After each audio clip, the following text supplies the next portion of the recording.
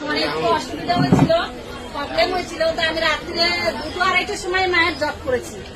তো সকালবেলায় আমার তো ছোট দোকান আছে, এই দোকানে আমি এসেছি, দোকান কেবল খুলেছি, দেখছি একটা ধুতি পরা আর পৈতে গলায় একটা বাবা আসে, এসে বললে মা আমাকে কিছু খেতে দিবি? তো আমি বললাম এত সকালবেলায় আমি দোকান কেবল খুলেছি, আমি প্রথম কি করে দেবো? বলছে দে না, তোর আবার এসে যাবে। ফের দিয়ে দিলাম ওই সকালবেলায়, 6টায় দোকান খুলি আমি।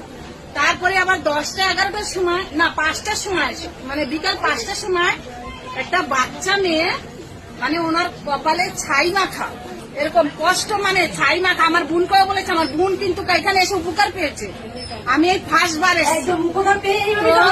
হ্যাঁ, ওই ছোট বাচ্চা মেয়েটা বলছে কি যে না, আমাকে কিছু, মানে আজকাল বাজারে ওই যে গাঁজা খায় না, গাঁজা, তো এটা পেপার বিক্রি হয়, আমার বলছে এটা পেপার দে তো। আমি বলছি পেপার দেবো, পয়সা দাও। বলছে আরে দে না, তোর পয়সা মা দিয়ে দেবে, তুই দে, আমার মা এসে দিয়ে যাবে। তো হ্যাঁ, এটা বলে গেল। সে মেয়েটাকে এখন আমি ফলো করি, কিন্তু দেখতে আর পাই না। কোথা থেকে আসছো মা তুমি? আমি কলকাতা থেকে এসেছি। দিদি উপকার পেয়েছে?